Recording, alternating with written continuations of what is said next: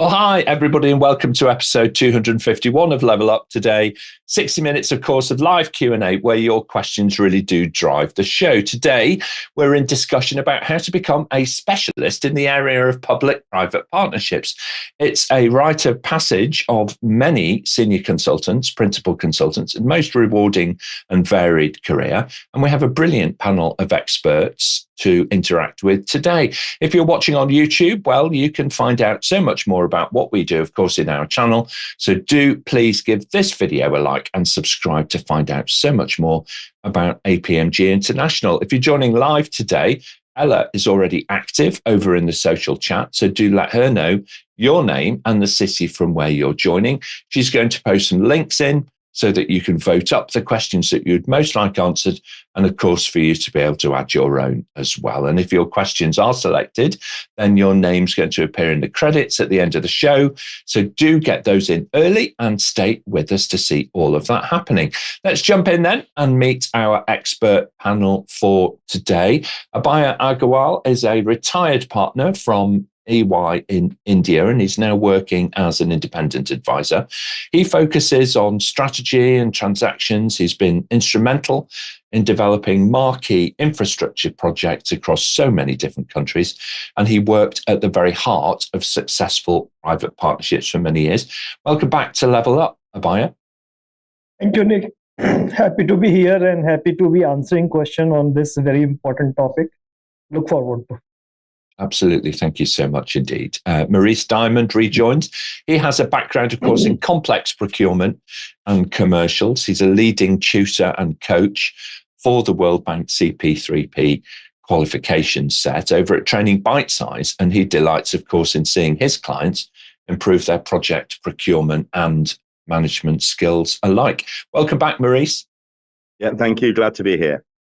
Excellent. Nyananso Ekanem, you may remember he's a familiar face to us. He's a managing consultant at Weircapacity over in Nigeria, who focuses on ensuring that their clients receive the very best advice and counsel. With a growing client list, his team is growing fast while maintaining their core values of excellence in everything that they do. Welcome back to Level Up, Nyananso. Thank you, Nick. Good to be back. Absolutely. Andre Kruger remains the CEO, and of course, he's the lead trainer as well at PPP Training Online, who have helped more than 500 practitioners achieve their CP3P qualifications over the years. He's worked with the World Bank, with the UK Prosperity Fund, and many of the regional development banks. Andre helps his clients navigate the world of PPP successfully. Welcome back, Andre. Thank you, Nick. It's a pleasure to be on the session today and look forward to a really good session. Thank you very much. Absolutely. Thank you so much indeed, Andre. Duane Passman is the director and owner of Percipio Consulting. He has a background in astrophysics. Duane has worked extensively in the UK National Health Service, where he has overseen well over £2 billion worth of investment programs using a mixture of public funding and also PPPs. So welcome back to Level Up, Duane. Thank you very much, Nick, and pleasure to join such an illustrious panel today. Looking forward to it. Thank you. Yeah, absolutely. And we're all here to learn from each other. Our audience, of course, are the people who select the questions, but the person who then puts them in front of the panel and manages all of that on our behalf is our question master. For today, it's actually Charlotte Miller, who's joining us from the Thames Valley in the UK. Welcome back, Charlotte. Good morning, everybody, or good afternoon, and welcome to a not unusually cold UK. It's the middle of summer. Come on, it's June. It's June. At least from the Met Office's point of view, it's officially summertime. So summertime. We just need the weather patterns to catch up a little and become aligned. So there we go. Hopefully they will do soon. Very good. Well, welcome everybody to this hour. Now, don't be shy in the audience. Do introduce yourself. I can see lots of people already doing that. And tell us which city you're from and also your name as well. All right, very good. So, Charlotte, let's get this show on the road and we'll have our first question for the panel, please. Thanks, Nick. Our first question is from Neil Thompson. Neil asks, do you see value in public-private partnerships for different sectors more than for others? Roads, buildings, non-construction. Well, it certainly used to be the case, didn't it, where it was infrastructure first and everything else second. Duane, why don't you start us off and then we'll go to Andre? I think it's an interesting question from Neil, and thank you very much for asking it. So, I do see value more and more in certain types of infrastructure than others. And I think the key thing is how complex or simple the thing you're trying to achieve is. So if you're trying to do a road, that's relatively simple, that works quite well. If you're trying to do a very complex change project, that's where the key performance indicators and the payment mechanism in a PPP becomes more complicated because it's a much more difficult thing to define and measure. Thank you very much indeed. Thank you, Duane. I totally agree with that. Those outcomes are very important, aren't they, to be able to understand what it is that you're planning to deliver on behalf of citizens and how will you actually go about measuring it over time. Andre, your thoughts, please, then we'll go to Abhaya. Yeah, thank you very much. So it's very interesting. So the question deals with sectors of countries and it deals with social sectors. It deals with infrastructure sectors, and the more we stay in the PPP space, the more one realizes that there's virtually any sector is a potential or present a potential project that could be developed on a PPP basis. So in Africa at this stage, what we find is that there's quite a big focus also on smaller PPPs and then grouping those projects to make them commercially viable. Most of those projects have great economic benefits from an economic cost benefit analysis. Yeah, so it's many other sectors outside of the traditional hard construction space. Yes. Thank you very much indeed, Andre. And Abhaya, your thoughts? I think, and if you see, PPP has private partner who can scale up very fast, who can deliver very fast, and who can provide citizen services. So what we are seeing we started with roads and ports in a big way and then airports. But what today we are doing is more hospitals and service delivery of clinical services as well as delivery to the patients in rural areas. So every country has a different context. We will also see a lot of PPPs in education. I think complexity will increase because you have number of KPIs and where services are being given by the private sector because it has been traditionally in the government. Yeah, absolutely. Thank you very much indeed. And it's good to see that diversity of service and service-led initiatives kind of coming through around the world in addition to the infrastructure. Thank you very much, Abhaya. Maurice, your thoughts, and then we'll go to Nyananso.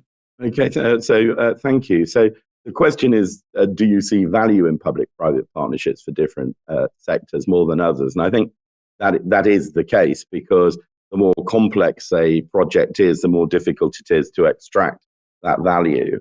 But I think that what we're going to see a lot more of, as we've just heard, is service-led PPPs, particularly secondary stage PPPs, where we've had 25 years of an initial, say, hospital project, and we move into that secondary stage. And it'll be interesting to see how that value is created for those secondary stage PPPs. Yeah, absolutely. I agree with that. It's almost a beyond the infrastructure side of it. How are you going to maximize the return on investment on the infrastructure? Then you need the services to be able to deliver that over a period of time. So thank you, Maurice. Understand. Nyananso, your thoughts, please. Yeah, just to round this up, I think for PPPs, it is important to note that it is the service that is provided by the asset that is quite important, not the asset itself. So yes, the asset itself is very important, but what service is the asset providing? So if you have a road, it is important to note that the road has to consistently provide the service of comfort in driving, proper traffic control. And all those services are throughout the period of the PPP contract. That's the important part. The service that asset will provide. Service sector is quite important. Thank you. Thank you so much indeed. I think we had a few little challenges with your audio there, Nyananso, but hopefully it will be a bit more consistent in the coming time. Yeah, it's an interesting question, Neil. So thank you very much for asking it, and some great insightful answers there, panel. We really appreciate that. Charlotte, if we may, let's move on and we'll take our next question to the panel. Thanks, Nick. The second question for today is from one of our panelists. What background knowledge would be helpful to start the process of becoming a public-private partnership specialist? All right. So kind of background knowledge. I suppose, in multidisciplinary teams, you can draw people from a wide range of backgrounds and experiences. Abhaya, you formed some incredible multidisciplinary teams in your career. Is there a standout background knowledge that you really look for to bring people into that high-performing environment? Yeah, I think we should know what kind of skill sets are required. So contract management is one, finance is another, then technical knowledge about the subject, which can be varied for various projects. To me, I think finance and structuring and procurement is the key. And the rest of the skill set you can probably outsource or take from time to time from the project. And financial modeling experience comes very handy, though it's not must, but it does create a kind of background and information about project, their cash flows, their risk and sensitivities around what kind of service levels you want. Yeah, it's quite interesting, isn't it? If you're going to form a team, you have to be able to interface to the providers of the finance and how the finance is structured and so on. I agree with that. I think you do need at least an empathy for what is going on there, and having somebody on the team, who's very strong in that area is going to make a huge difference. Nyananso, your thoughts, please, and then we'll go to Andre. Absolutely. I think background knowledge to becoming a PPP specialist is good to have a good background. However, delivering the APMG CP3P certification over the last 5 to 7 years, we've seen that people from backgrounds of human resources, political science have actually gone on to do quite well in delivering, just passing the training and the examination, and also doing very well in PPP project teams. So the background is not very, but it's a multidisciplinary team. And so you can actually come with any background and be very good at delivering PPP projects after your training and examination. Thank you. Yeah, and I think it adds to the validity of the team if you have a diverse and inclusive team and you draw people from different backgrounds into it in order for them to be able to share their ideas and help the whole team think outside the box a little bit, perhaps, in order to be able to deliver the desired outcome. Andre, your thoughts, please, and then we'll go to Duane. Yeah, that is actually a very nice question. And I'm going to address it from the perspective of when we deliver training courses. We see that if the best training courses is where we have both public and private sector people in the room. And one of the very visible things the moment you start with the training is that the different parties do not necessarily understand each other. Typically, when you start the course, the private sector guys would say, hey, these public sector guys, they don't know their legislation, they don't know the regulations. On the government side, the people will say, private sector is just focusing on profits. So I would venture to say that when you want to embark on PPPs, maybe developing them from a government perspective or participating in a PPP from a private sector perspective, try to understand as best as possible what the other party can do and cannot do, especially on the government side. Governments are restricted. They can only operate within a law, within an act. They can't do anything outside that. And private sector need to understand that. And then maybe just one thing on from the government side is to understand the profit motive of the private sector, and the fact that the private sector will, right throughout the life of the contract, try and minimize costs. And they're going to make additional profits. How do you deal with excess profits? You've got to capture that in the PPP contract. But enough maybe. I would guess that whatever side of the fence you are sitting, is try best possible to understand your counterparty. Thank you. Indeed. Developing that, that empathy, if you like, for others is such an important skill, for all of us to be able to do, but particularly in the world of PPPs, where you do have different terms in timescales, if you like, term in terms of timescale, different timescales for getting the value, and also what it is that constitutes value may vary between the private shareholder organisation and the public government organisation. Duane, you've been involved in a lot of these different backgrounds. What's helpful to getting the process of becoming a PPP specialist underway? I think, first of all, the background knowledge for an individual as part of a diverse team, and you will need a diverse team to deliver a successful public-private partnership. I think background is understanding your subject and understanding the area in which you're looking to secure a private sector partner or a public sector partner, depending which side of the equation you're on. But it's understanding the business, what business you're in, how it works, in quite a detailed way, because that then helps you work with that team to get the best out of them. And I completely agree with what Andre said around understanding. So the private sector understanding the public sector, and the public sector understanding the private sector, and what the drivers and motivations are, and then trying to bring those things together to get the very best out of that partnership. Absolutely. Thank you very much indeed, Duane. Maurice, final thoughts on this one? So actually, I'd quite like to just support what Duane was saying.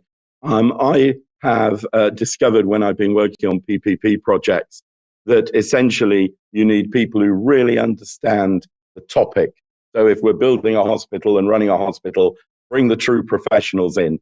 And then that means that all of the fantastic group of diverse professionals that are working on the project will be able to learn and understand what is required. It's a bit like going to the doctor.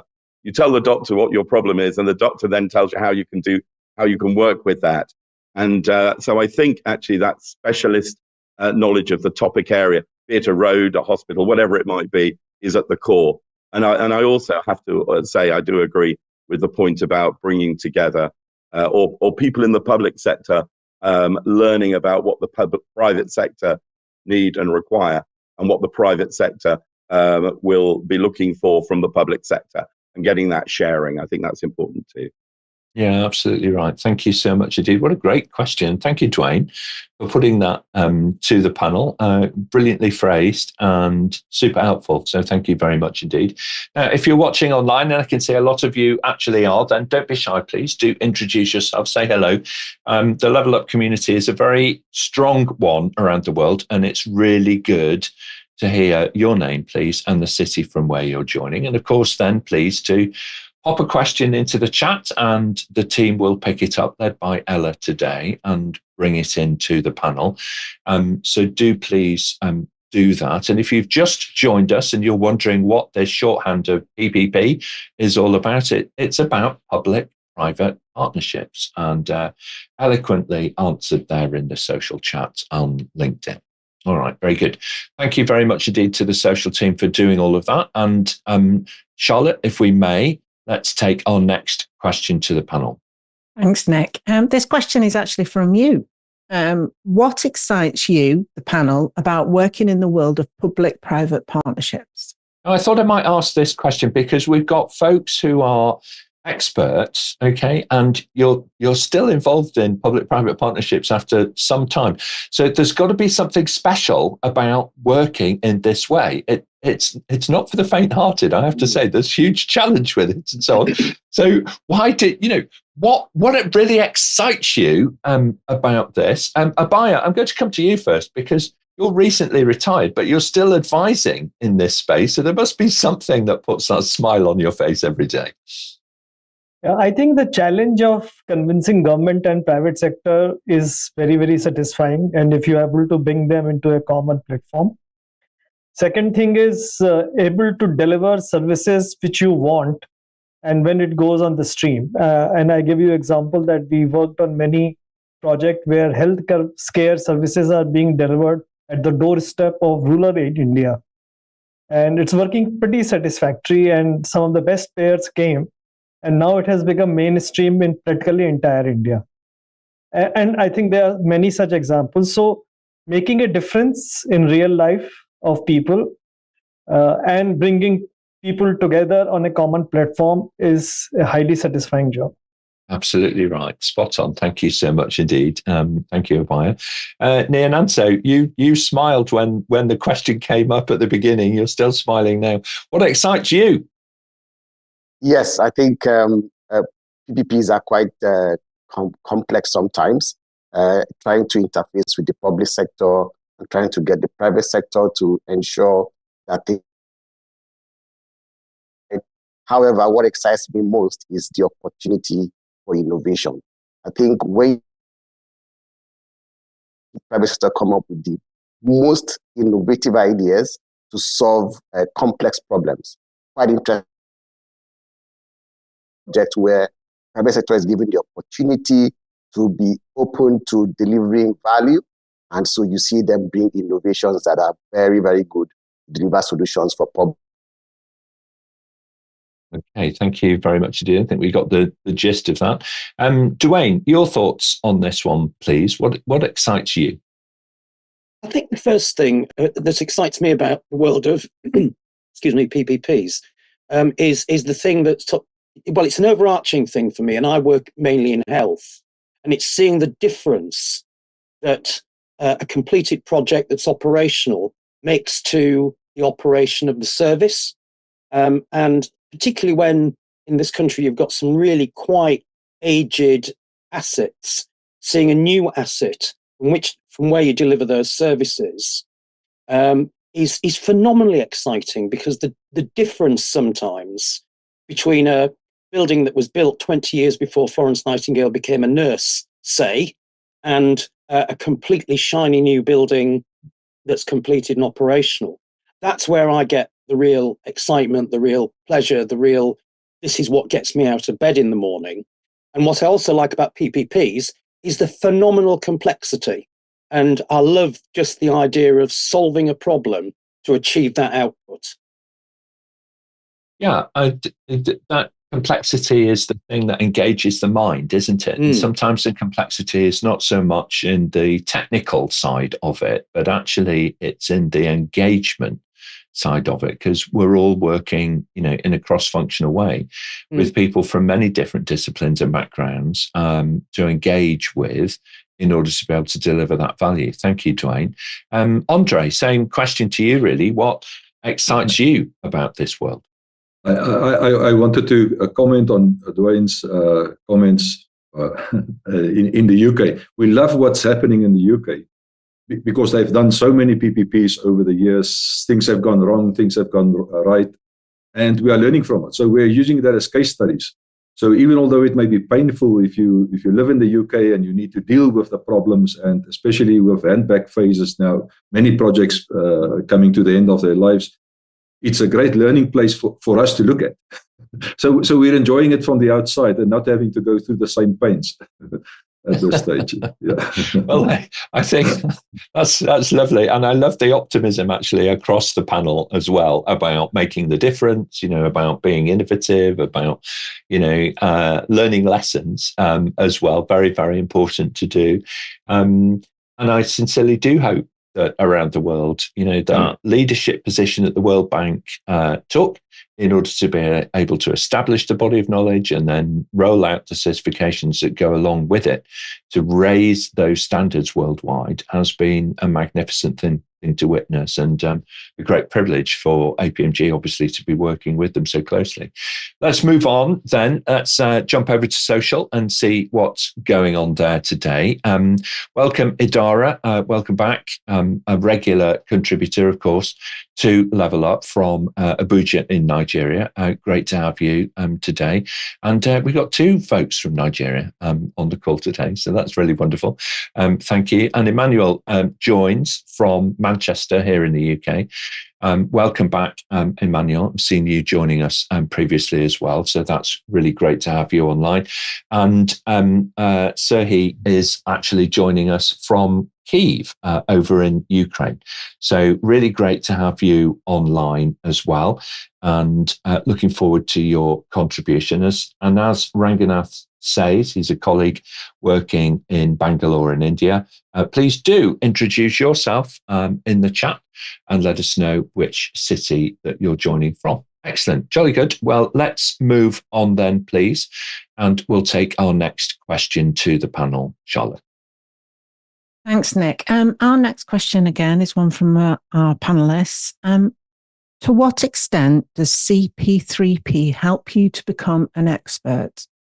Now, for those of you who are listening to this and you're unclear what CP3P actually is, this is the set of certifications as laid out against the World Bank body of knowledge to help you understand the world of public-private partnerships. And I'll leave it to other colleagues to be able to take it from there.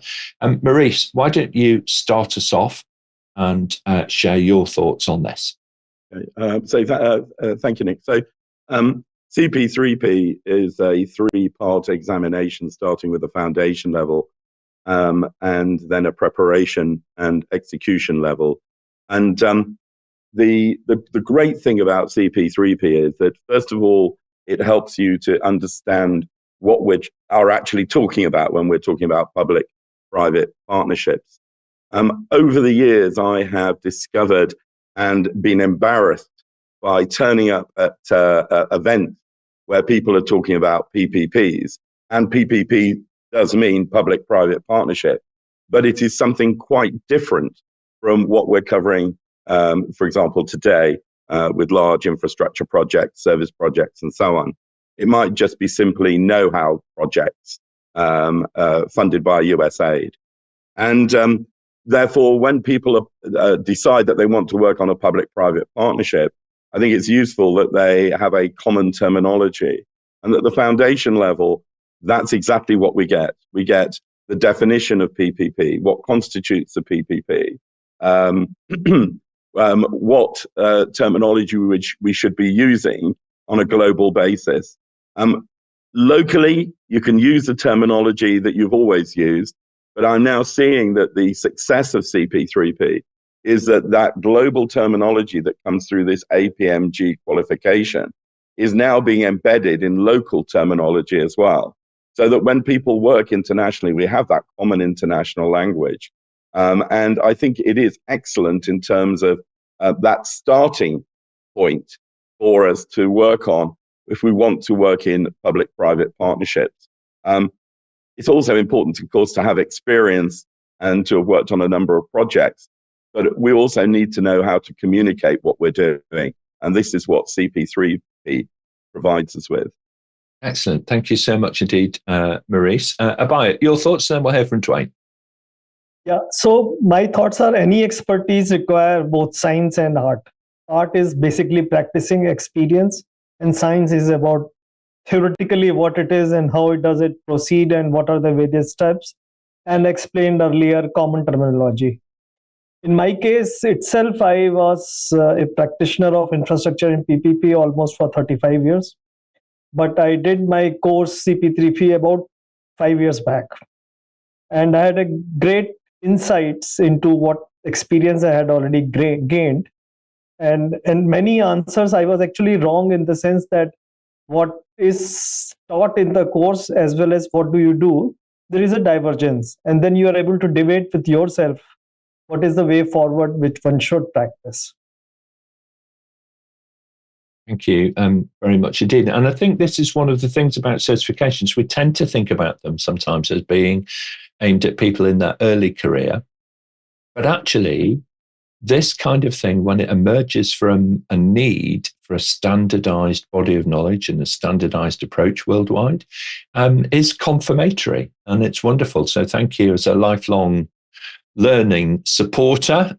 Thank you, Abhaya, for taking those certifications at that stage in your career when you already had the experience. That was really great to see. Duane, your thoughts, please, and then we'll go to Nyananso. Yeah, I think one of the strengths of this sort of discussion is that you learn something new every day. Because I thought for a moment that a general knowledge question about Star Wars had actually crept into the discussion. But then I realized it was CP3P rather than C3PO. But having said that, I think anything that provides that common language and also equips you with a body of knowledge. So whatever stage of your career you're in, I think is enormously helpful. Whether it's just to brush up your knowledge or to become an expert, I think any sort of course or professional development like this is absolutely fundamental to every practitioner, whether it's in PPP or more broadly. Thank you so much indeed, and I love the reference there to Star Wars as well. It's nice. It's nice to get that in. Thank you, Duane. Nyananso, your thoughts, and then we'll go to Maurice. Okay, so CP3P, CP3P gets you there faster in terms of being a PPP expert, and so it's good. It will be of knowledge to use the common language, common structure. But however, for experts that have been CP3P came to being, it's important to actually go through that CP3P to understand the common language that is used now globally, but also theory to your practice, because your experience is good. However, understanding the theory behind your processes are more refined. CP3P will help you do that as an experienced expert. Thank you. Thank you so much indeed. Thank you very much. Maurice, final thoughts. So it's mainly in the way of anecdotes. And in terms of helping you to become an expert, the basis of the material is so good that I have seen it actually reproduced in proposals. In fact, there were 2 proposals on one PPP project where I actually saw, in both cases, they'd use the APMG training material. So I think that shows you how core this is to supporting that process. The other thing I would like to point out is that a number of people I know have said they've worked on PPP projects that had never heard of at-risk payment mechanisms or output-based specifications. So it makes you wonder what they've been doing all those years. Yeah, that's absolutely right. Now, in March of this year, I have to say, talking to the initial point around this worldwide standard, if you like, and the adoption of it, over 10,000 foundation certifications had already been sat by March just gone. So it is truly a remarkable adoption rate around the world when you consider the depth of expertise which is already available out there in the market. There is a real need for people to speak the same language and to have this common lexicon, if you like, to be able to draw upon in order to be able to get things done worldwide. So very good. Thank you very much indeed, panel, and a great question. Maurice, thank you for posing it, for us to be able to share today. Charlotte, if we can, let's move on. We'll take our next question, please. Thanks, Nick. We actually have a live question that's just come in from Emmanuel. Emmanuel asks, are public-private partnership standards the same universally, or do we need to have regional regulations for public-private partnerships? Well, this is an interesting area, isn't it? Because I think it takes us into that blend of legislation together with the constraints that are on public bodies and the way in which those are interpreted. Andre, why don't you start us off? What are your thoughts? Are they the same universally, or is there some degree of regionality about things? Yeah, that's a very, very good question. And maybe if you will allow me just to go practical with this. So later this week, we will be going to Namibia, and we are supporting the decision-making body in Namibia to upskill. So it's a very high-level panel. They are probably all professionals, but they've never been exposed to PPPs, and tomorrow they need to say yes or no for a project. So very quickly then we had to study the act, the regulations, guidelines that was issued. Guidelines typically, I think there are two sets of guidelines, one on fiscal exposures. How do you deal with fiscal exposures? Also, they issued guidelines on how do you deal with unsolicited bids. So what I'm saying through this answer is that every country will develop their own either act or policy, regulations. People that are doing great work in this space to help countries with this is the World Bank Group. And then also here in Africa, the African Development Bank. I also know that the Asian Development Bank also assists countries greatly in setting up their own PPP frameworks. And these frameworks include all of the acts, regulations, etc., etc. Thank you. Yeah, absolutely. Thank you very much indeed. We might come back to the role of the multi-national regional development banks in a few moments as we touch on this. Let's go to Duane next, please, and then we'll go to Abhaya. Just to agree with what Maurice just said, that there will be different flavours of PPP depending upon where in the world you are. And a good example of that is in the UK, where PPP in health has probably fallen by the wayside over about the last 7 or 8 years. But in Wales, you have the mutual investment model, which is a PPP structured in a particular way. And in Scotland, the non-profit distribution model, which is structured in a similar way to the Welsh model. So they're still continuing with some PPPs in health, but certainly in England, we haven't seen any PPPs in health, particularly in health infrastructure for quite some time now. So there is that subtle difference in flavour and taste between certain parts of the world and within regions of the world as well. Absolutely, thank you very much indeed. I've lost my way a little bit. I do apologise. Abhaya is next. Yeah, so sorry. Thank you so much, Abhaya. Go ahead. No problem. So, I mean, it's a context which is different from developed versus developing countries. I think UK and Australia, they have been very successful.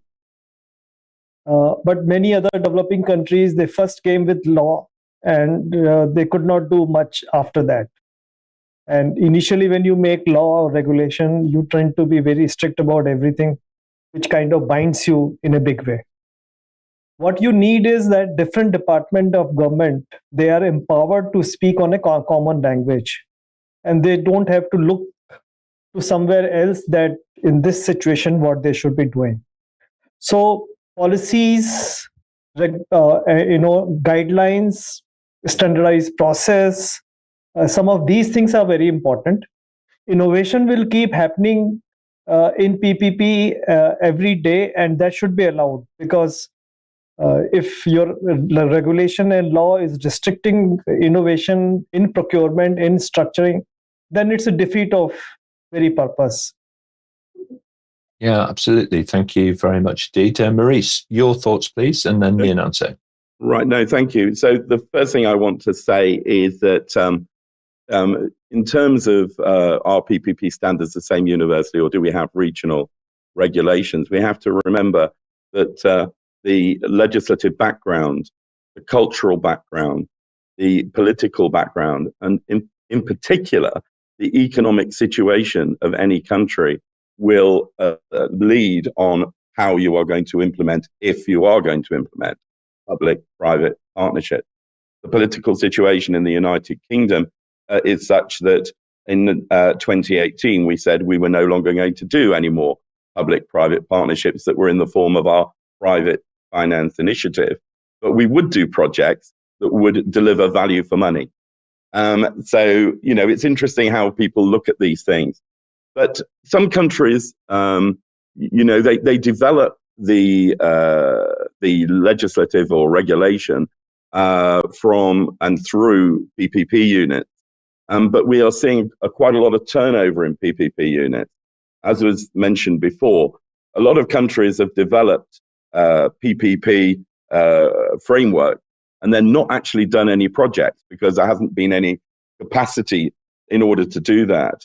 I won't name the country, but there is a country in Southern Africa that created a fantastic set of documentation over 15 years ago and has only done 2 PPPs to date, but is now looking to build capacity and also to do that on the political side as well as on the side of the civil service. With regard to different countries, I was doing a project once many years ago in a country, and somebody came up to me and they said, management projects are not PPPs. And I had to respond by saying, I have in front of me the Zambia law, and the Zambia law includes management projects as being a PPP. So personally, you might not agree as to whether or not it's suitable for it to be a PPP, but we see that in different countries, they will, put the boundary around projects in a different way. We also have to remember that where we have federal governments, that you're going to have different situations at provincial and at state level, and different capacity and capability. And the federal governments may be able to provide more or less support in that. For example, in Canada, the federal support is through know-how, but actually a lot of the projects and the PPP units are now, it's all done at provincial level. Thank you very much indeed. Nyananso, final thoughts? Okay. PPPs, we should separate that from regulations. So in terms of standardization, the CP3P framework is helping a lot in terms of standardizing terminologies, processes to deliver PPPs. However, for regulations, I think we can give example of what happened in Africa. Most sub-Saharan African countries started with the privatization process. And so Nigeria also went on through privatization, and the privatization laws and agencies supported PPP projects. For instance, we had port concessions through a privatization process before the PPP framework came to being in Nigeria. So in terms of standards, the CP3P framework is helping develop standards across the world. And I can tell you it's spreading fast. Almost all the countries across the world are adopting the CP3P framework to standardize terminologies and processes. However, for laws and regulations, this will depend on individual countries, and if regional entities, for instance, transboundary projects that cut across countries, you can't come up with transmission lines that are having very interesting cross-border regulations to manage. Okay, thank you very much indeed. There's a couple of other things I think to consider as well. One comment that was made earlier was around, the capacity, if you like, for a country to be able to deliver public-private partnerships. Another dimension, I think, is access to the ultimately to capital, access to the bond market. Some countries have relatively small bond provision in comparison with others. And so finding that route to finance becomes a very, very important element of it. And often there's an appetite to deliver locally, but it's getting the right kind of finance in place over the right kind of period of time. which can be a real struggle. And that's why you need to reach out to an expert. Now, just on that point, everybody, if you're watching online and you're working in a professional practice and you're looking at providing services into a PPP bid, or perhaps you're already engaged in the world of PPPs, everybody on this panel does welcome professional connections. So you can find a little link to our LinkedIn profiles on the APMG International website. It's really easy. Just look for events and today's event, and then you'll find each of the panelists' short biographies there and a little link through to be able to make that professional connection and get that advice and counsel. So do that, do reach out. We're always welcoming that kind of connection. All right, very good. Charlotte, time is stacking up against us a little, so we need to pick up the pace a wee bit. Can we have our next question to the panel, please? You certainly can, Nick. We've got a question from Patricia. Patricia asks, how might changing political administrations influence ongoing public-private partnership projects? Well, it's a timely question from Patricia, isn't it, really? Because we've got a number of elections going on around the world and, passing the baton of power, from one political party potentially to another one as governments do change. Nyananso, what are your thoughts on this? I think Patricia might just top national institutions, because Nigeria is a federal state. And so you have states that have laws. And so you have 36 states with 36 laws to govern PPPs. And so when political administrations change, you now have existing contracts terminated or in default. The legal framework is very, very strong to ensure that when you have a project in place, the legal framework is what supports that project throughout the life cycle of the project. That means a new political administration project at will. But that we've seen that happen, and they're ready to go to court sometimes. But we've learned to ensure we review the legal framework to make them stronger, to ensure that projects can run their life cycle and no political administration the project at will. Thank you.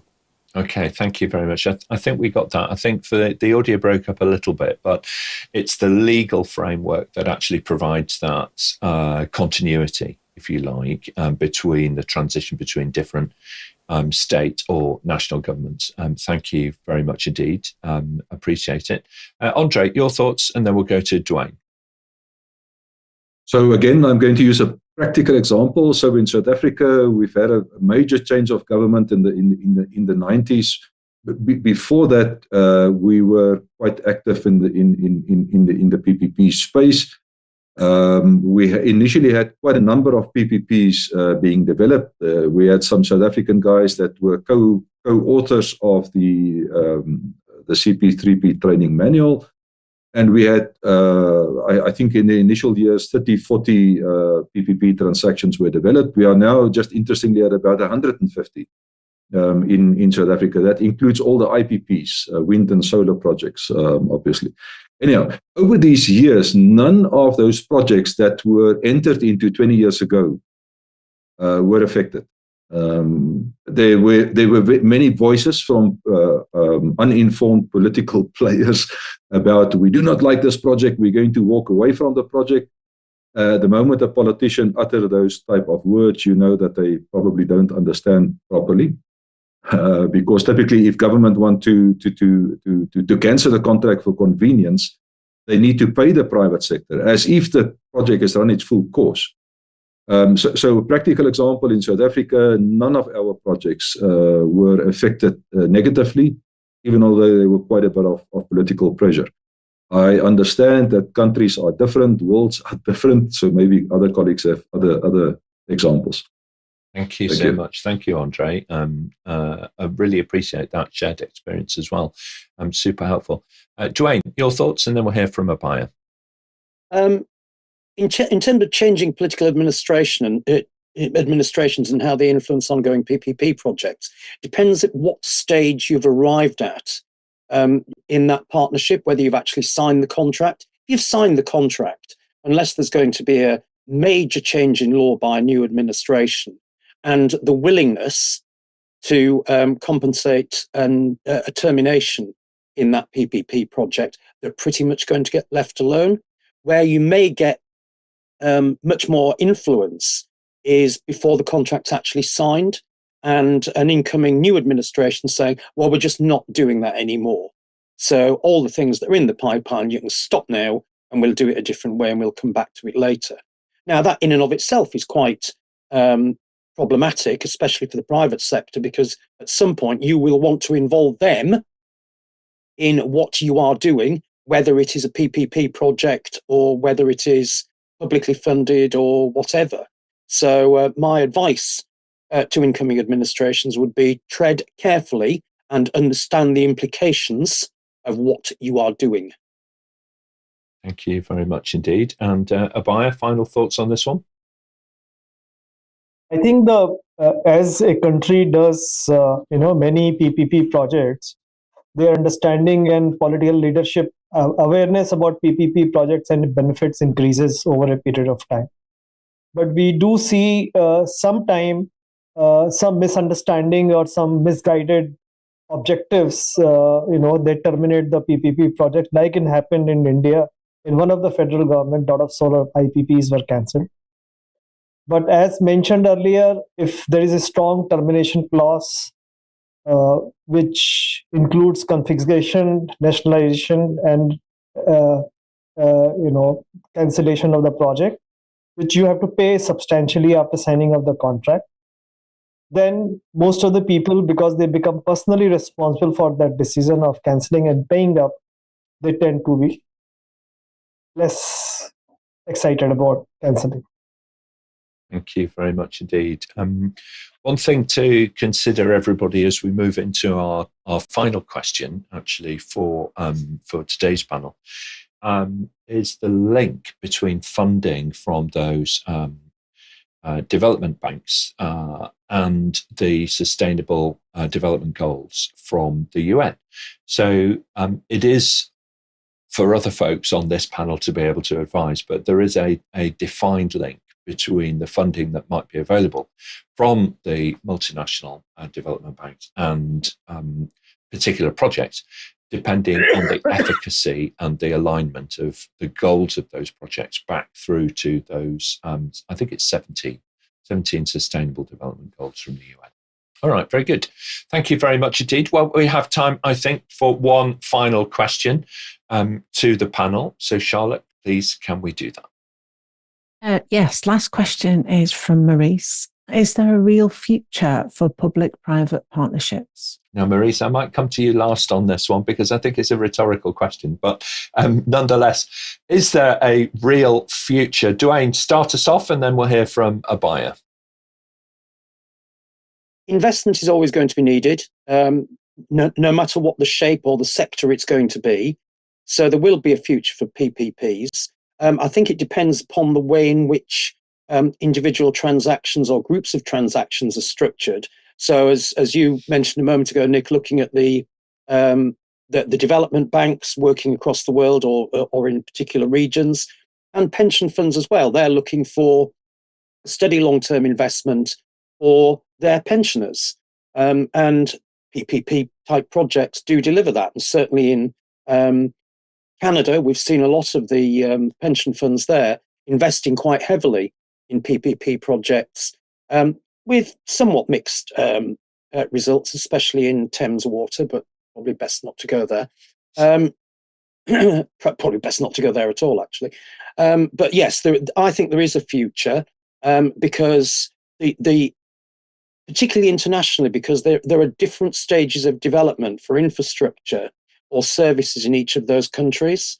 And there will always still be a place for a PPP type structure in investing in those countries and in their infrastructure and services. Absolutely. Thank you very much indeed. Abhaya and then Andre. If you see history of last 30 years, it started with roads and ports where heavy investment has to be made upfront. And there is a lot of sink-in money from the private sector to really operate it well. Then came last 10 years, a lot of solar and PPPs, distribution, transmission, etc. Health PPPs, which is now very popular. I think the real future for PPP is going to evolve into, besides all of these sector, into water and waste. Water is going to be very, very problematic in future. At least I know for India, it is not enough available, and the demand side management is going to be very important. Besides reaching the water to everybody, waste management is very important. So I think, the sectors are growing and the problems are growing, and the solution comes from private sector, because private sector economy has to be larger than government economy. Then only a sustainable development can take place and economic growth can happen. And that's what is happening in many countries where there is a stability, at least political and legal stability. Thank you very much indeed. Andre, and then Nyananso. Is there a future for PPPs? I would say yes, without any hesitation. Let me focus on Africa. Most of our clients are from the continent, about 15% outside of Africa, but nevertheless, let me maybe look at regions. What we see over the last 2-3 years is a bigger pickup of PPPs in French, West Africa, French Africa. We've been fortunate to support the World Bank in a number of those countries, and they are actively pursuing. One of our colleagues earlier on said, maybe you know that of the 54 odd countries in Africa, only 10 does not have PPP regulations or policies, but that is not where you stop. The trick is then to take it forward and develop projects. And so West Africa is quite active. East Africa is the most active in Africa with new projects coming to market. So if I can focus on regions, the answer is yes. If I focus on sectors, we know traditionally the last 10-15 years has focused mostly on transport and on power in Africa. Water is becoming probably even bigger than those. In Botswana, here in Africa, they're busy with the largest water PPP project in Africa. Botswana are running out of water. They are a landlocked country, etc., etc. Yeah, so maybe just from a regional perspective, from a sector perspective, there's significant activity on the continent whereby governments are exploring using PPPs as a procurement mechanism. Thanks. Thank you very much indeed, Nyananso, and then we'll go to Maurice, who asked the question. Okay, so is there a future for PPPs? Yes. We've come from the past, and it's important to look at where PPPs have come from. For instance, in Nigeria, had projects that you can call PPPs in the 1940s, where a private entity would say, okay, there's a need for a bridge, the government is not, and collect some money for those that will use the bridge. That's a PPP, but then they didn't have a PPP framework. They did not have the proper business case. They didn't have a procurement process. And so it's important to note that we've come from that to an era where we are refining the PPP framework, PPP process, doing procurement. And so in the future, definitely we will keep refining PPPs, but there will be opportunities improving public services. Thank you. Okay, thank you so much. And Maurice, you posed the question, I think a little rhetorically, but your thoughts about the future for PPPs.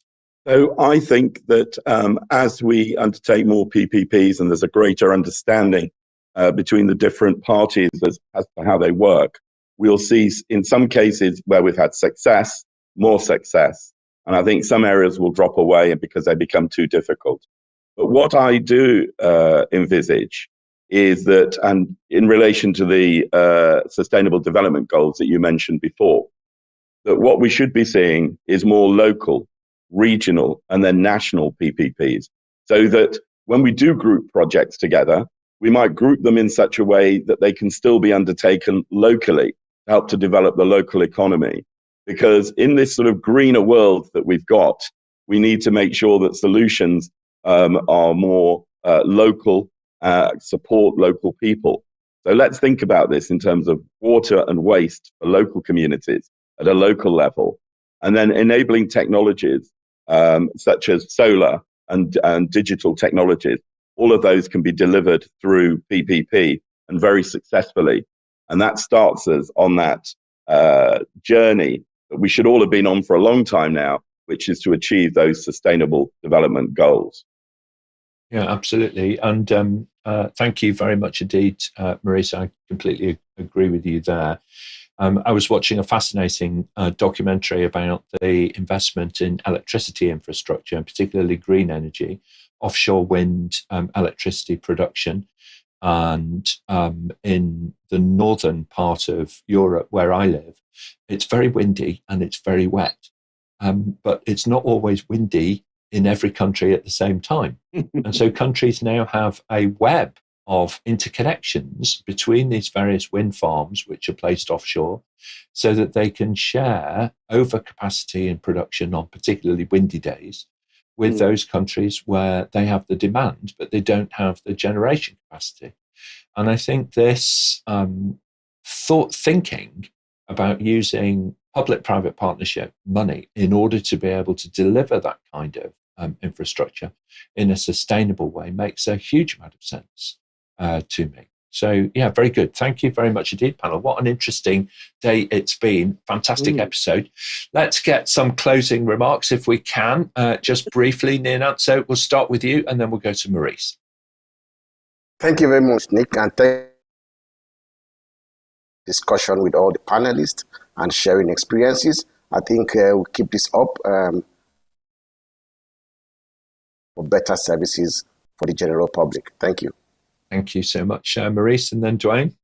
I just think that it's important to think of PPP as something which is genuinely a contractual partnership, which can help to deliver the future for countries across the whole world.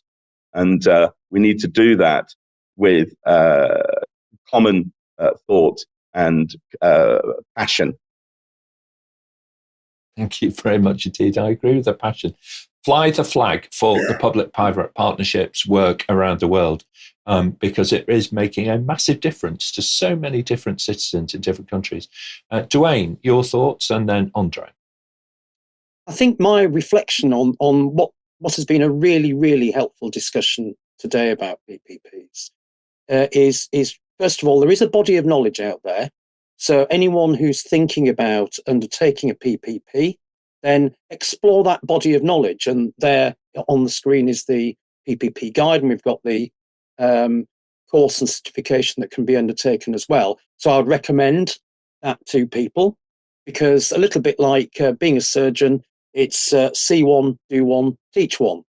And I think that is very important, to find PFI, PPP experts out there, link with them and help and allow them to help you define what's necessary. And one of the big things that's coming up, and we've just seen some comments on the screen from Kath in Oxford, is PFI handback.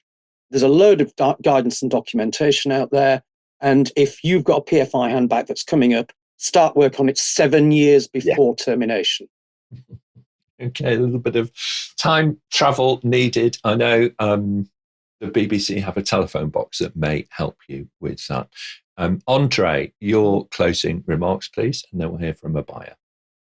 Thank you, Nick. Yeah, so maybe I'll just speak for a moment about one of my pet topics in this space. It's actually that preparation phase before you get into a PPP transaction. Government institutions need to improve their so-called integrated capital planning. If I can simplify that, they need to marry the engineering asset management plans and the financial plans over a longer period. Whatever it is, 5 years or 10 years, it's difficult to go longer, especially if you're in a developing country. So I would want to promote the idea, the concept that when governments put together infrastructure pipelines, and that those pipelines can consist of projects procured on different procurement mechanisms, is that they do that better, this integration between finance and engineering. Now, maybe a recommendation there. In Australia and New Zealand, the engineers have formed an organization called IPWEA. It's IPWEA. IPWEA. They offer courses on integrating finance and engineering planning, and I reckon they are probably some of the best in the world. I know in the US they've got strong organizations also promoting this integrated planning activities. So I would really, anyone interested in that space, you're also welcome to contact us at PPP Training Online on the website or on LinkedIn, or even the email. I'm not sure if the emails are available or can be made available by APMG. Yeah, so just to focus on integrating financial and engineering planning. I'll just stop there. Thank you. Excellent. No, great advice. Thank you, Andre. It's worthwhile talking about that because I think that is an area that, you know, folks who are working in this space, that's exactly the kind of advice, you know, that they need to pick up early. So we appreciate you sharing that. Thank you very much indeed. And Abhaya, your reflections on today. I think PPP practitioners and specialists will have a great future. Do the course, learn the intricacies through projects. The needs are growing. The last 5 years during COVID and post-COVID, every government is in short of money. So there will be more and more PPPs happening definitely. Indeed. Thank you very much indeed, Charlotte. It's been an interesting navigation today through the world of public-private partnerships. Your reflections? I think I'm lost for words, to be honest, and that's very rare. There seems to be so much information about public-private partnerships that I think we could do a week-long session on this topic, to be honest. Yeah, absolutely. Absolutely. Thank you very much indeed. Well, thank you to our producers online, everybody who's been in the audience today, for your insights and the chat that you've been having and sharing throughout. We really appreciate that. On their behalf, thank you, panel, for your contribution and giving your time so generously to us. And remember, if you submitted a question, then do hold on and look out for your name in the credits at the end of the show. Now, over on the apmginternational.com website, you can search for the answers to more than 2,300 previously asked and answered questions, of course. It's a totally free resource that connects you with experts from all over the world in so many different disciplines. You may also listen to the audio versions of the shows on your preferred podcast platform. Looking ahead, this Friday, the 7th of June at 2 p.m, we're going to be exploring why writing a better business case is so important in 2024, and the backdrop to that you've just heard from the panel. Monday the 10th at 8, we're going to look at how to become a business relationship manager, before on Wednesday the 12th, there is a webinar which is all about why employers are hiring business relationship managers and why that skill set is so much in demand. So do see the website for details. Don't forget, folks, if you're watching us on YouTube, just take a moment to give this video a like and subscribe to the channel. It doesn't cost you anything, and it makes a huge difference to others to be able to find our content. Just ask us and we will send you a personal summary of what's coming up and how you too can join us here on the panel and level up your career with APMG. Thanks very much indeed, everybody. We'll see you next time.